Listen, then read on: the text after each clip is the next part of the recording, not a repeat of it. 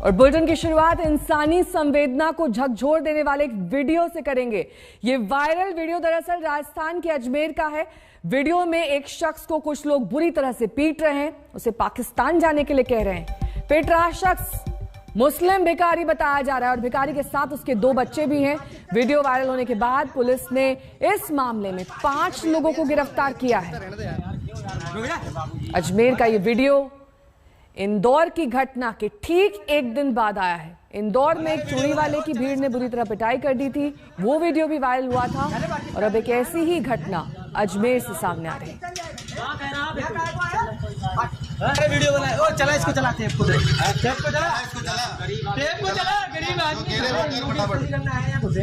गली में बजा रहा है। अल्लाह क्या बज रहा है इसमें, ये पूछ रहा हूँ।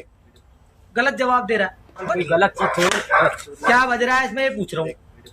गलत जवाब दे रहा है। पाकिस्तान जा वहाँ मिलेगी भी और करके चले, पाकिस्तान जा वहाँ मिलेगी भी और करके चले। चले पाकिस्तान में यहाँ पाकिस्तान जाएगा। वीडियो बनाए ओ चला इसको चलाते हैं, गरीब आदमी गली में बजा रहा है। अल्लाह क्या बज रहा है इसमें, ये पूछ रहा हूँ। गलत जवाब दे रहा है, गलत चीज क्या बज रहा है इसमें, ये पूछ रहा हूँ। गलत जवाब दे रहा है। पाकिस्तान जा वहाँ मिलेगी भी और करके चले, पाकिस्तान जा वहाँ मिलेगी भी और करके चले। चले पाकिस्तान में यहाँ पाकिस्तान जाएगा। मानवीय संवेदना को झकझोर देने वाला ये वीडियो, बिना किसी गलती के इस भिखारी की पिटाई की गई, उससे उल जलूल सवाल किए गए, उसके बाद उससे पाकिस्तान जाकर भीख मांगने के लिए कहा गया है। तमाम बातें आप इस वीडियो में साफ तौर पर सुन सकते हैं। गलत जवाब दे रहा है। पाकिस्तान जा। व्यक्तियों के साथ में मारपीट हुई थी, उनका यूपी का होना ज्ञात हुआ, किंतु उन व्यक्तियों के अभाव में चूंकि व्यक्ति मिल नहीं सके तो उनके द्वारा कोई एफआईआर दर्ज नहीं करवाई गई थी। लेकिन इस घटना के बारे में जानकारी प्राप्त करने पर ललित शर्मा और उसके कुछ साथियों द्वारा इस घटना को कारित करना ज्ञात हुआ, जिस पर ललित शर्मा सहित 5 व्यक्तियों को गिरफ्तार किया गया था और इन्हें 151 सीआरपीसी में गिरफ्तार कर पेश किया गया था। इस बीच इंदौर में चूड़ी वाले की पिटाई मामले में नया मोड़ आया है, क्योंकि पुलिस ने पीटने वाले शख्स को ही आरोपी बना दिया है। युवक के खिलाफ नाबालिग से छेड़छाड़ और फर्जी पहचान पत्र रखने का केस दर्ज किया गया है।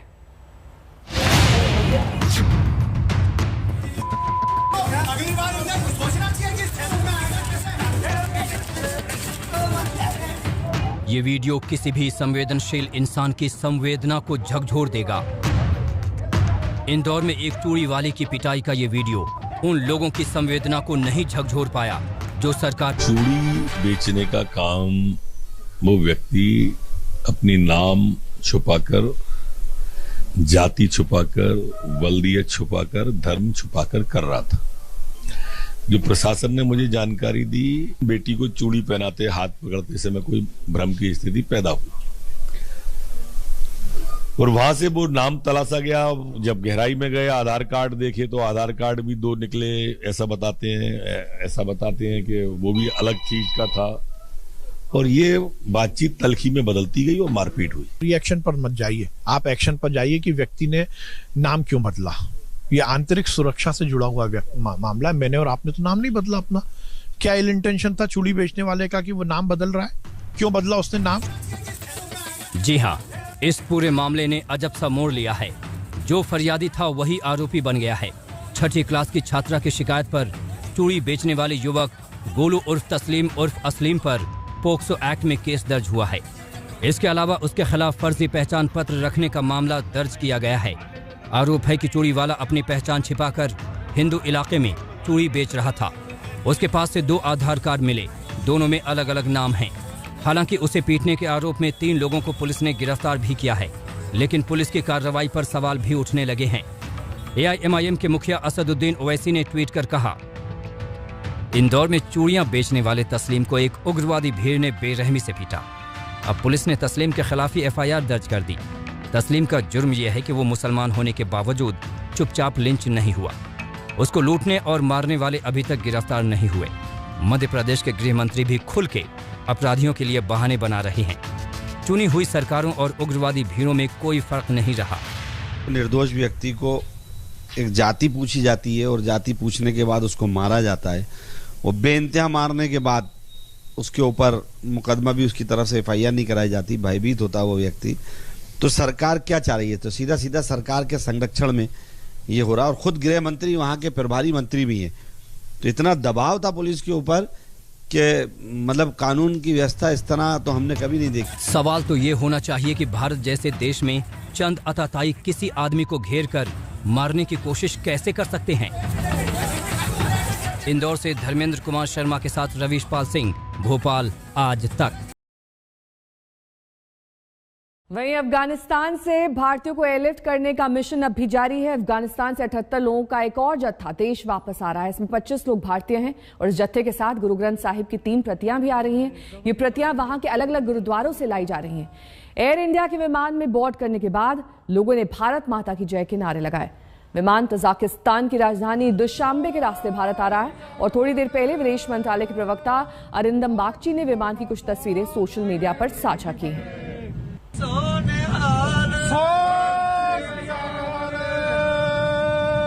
वाहिगुरु जी का खालसा, वाहिगुरु जी की फतेह। वाहिगुरु जी का खालसा, वाहिगुरु जी की फतेह।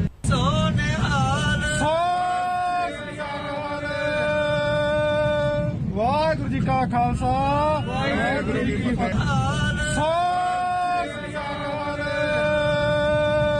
वाहिगुरु जी का खालसा, वाहिगुरु जी की फतेह। तालिबान और पाकिस्तान के संरक्षण में फलते फूलते आतंकी संगठनों के भाई भाई वाले रिश्ते की भी अब पोल खुल गई है। दरअसल पाकिस्तान के कब्जे वाले कश्मीर से तस्वीरें आई हैं जहां लश्कर और जैश ए मोहम्मद के आतंकी तालिबान की जीत का जश्न मना रहे हैं।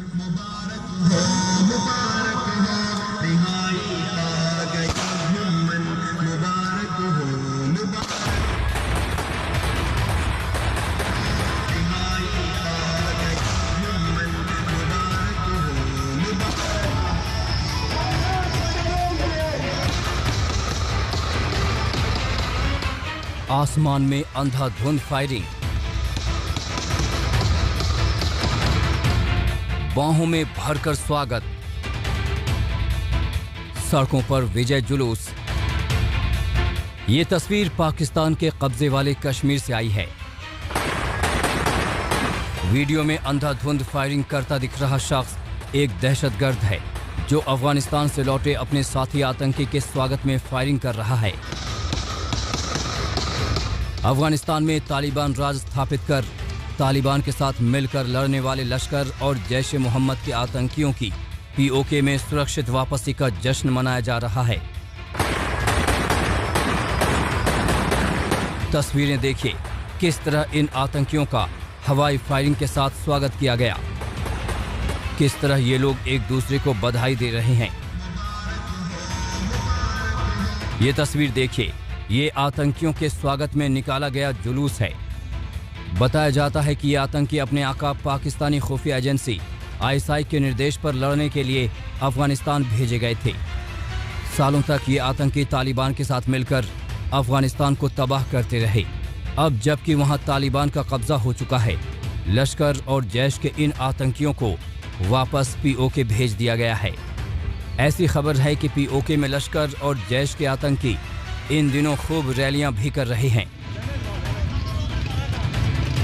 इन तस्वीरों ने पाकिस्तान के दो मुंहेपन को एक बार फिर बेनकाब कर दिया है। तस्वीरों में साफ नजर आ रहा है कि किस तरह आतंकी POK में खुलेआम घूम रहे हैं।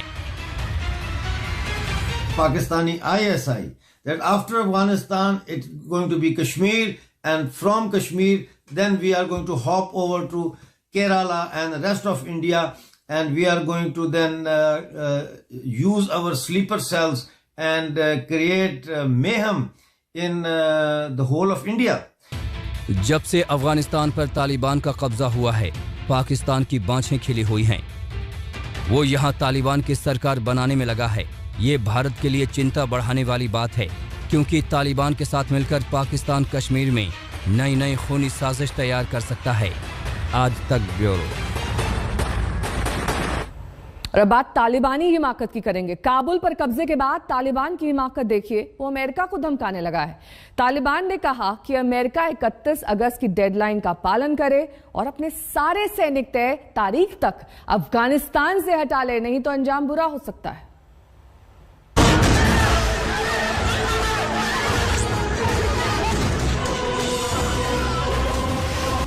ये काबुल का हामिद करजई इंटरनेशनल एयरपोर्ट है। ये महज हवाई अड्डा नहीं, अफगानिस्तान के वर्तमान का आईना है। तालिबानी कब्जे के 7 दिन बाद भी यहाँ की तस्वीरें नहीं बदली हैं। लोग इस मुल्क को छोड़कर अंधाधुंध भाग रहे हैं।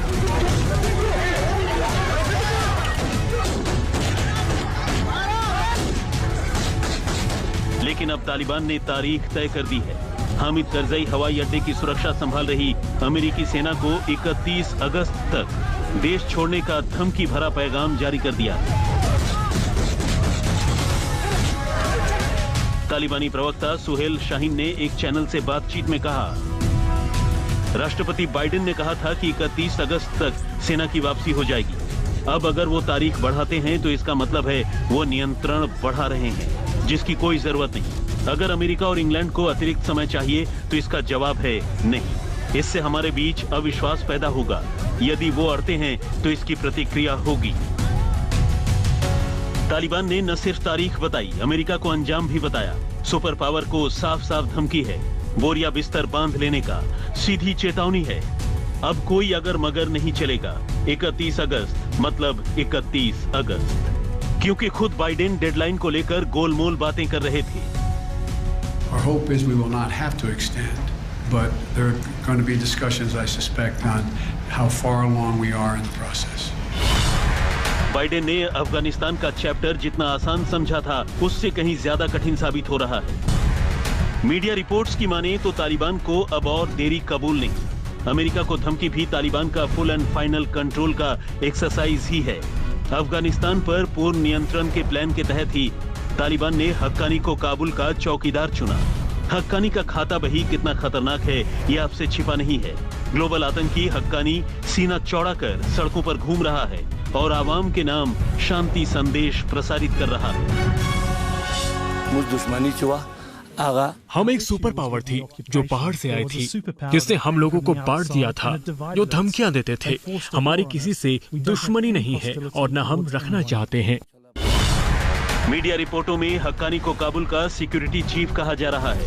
पाकिस्तान के विदेश मंत्री शाह महमूद कुरैशी को तालिबान का न्योता पहले ही जा चुका है। शाह कुरैशी को तालिबान ने अपने मार्गदर्शक मंडल में सीधा दाखिला दे दिया है। कुरैशी को पहले राजकीय अतिथि के तौर पर बुलाया जा रहा है, यानी तालिबान अब अपनी मर्जी से खुलकर खेल रहा है। आज तक ब्यूरो। अफगानिस्तान से भारतीयों का आना का सिलसिला लगातार जारी है। आज भी एक विमान 78 लोगों को लेकर दिल्ली पहुंचा है। ये स्वागत की तस्वीरें उन लोगों की 3 गुरु ग्रंथ साहिब के साथ। ये तमाम लोग आज एयर इंडिया के विमान से यहां लैंड कर चुके हैं। उनके स्वागत में भी तमाम लोग एयरपोर्ट के बाहर दिखाई दे रहे हैं। लेकिन इस बीच आपको ये भी बता दें कि अलग अलग एयरलाइंस के जरिए अब तक काफ़ी लोगों को रेस्क्यू किया जा चुका है और विदेश मंत्रालय लगातार उन लोगों के संपर्क में है जिन्हें अभी भी रेस्क्यू किया जाना बाकी है। उनके परिवारों, उनके रिश्तेदारों से भी संपर्क साधा जा रहा है ताकि कोई भारतीय अफगानिस्तान में छूट ना जाए, असुरक्षित ना महसूस करे। सेफ पैसेज उन्हें इंडिया तक दिया जा रहा है। ये 78 लोगों का जत्था जो आज हिंदुस्तान पहुंच रहा है।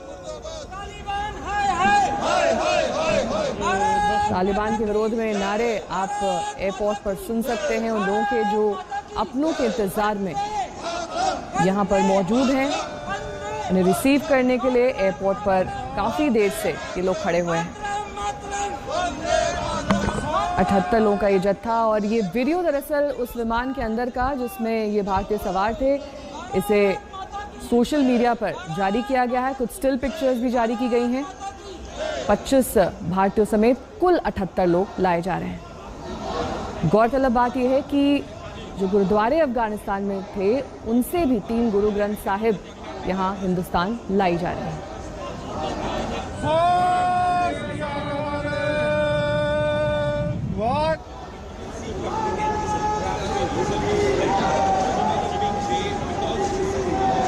सिंह जी का अभी भी कई ऐसे भारतीय हैं जो अफगानिस्तान के काबुल एयरपोर्ट पर मौजूद हैं, अपनी बारी का इंतज़ार करते हुए कि कब भारतीय विमान उन्हें रेस्क्यू करेगा, अपने वतन वापसी वो कर सकेंगे। इस तरह के ढेरों वीडियोस इस वक्त सोशल मीडिया पर।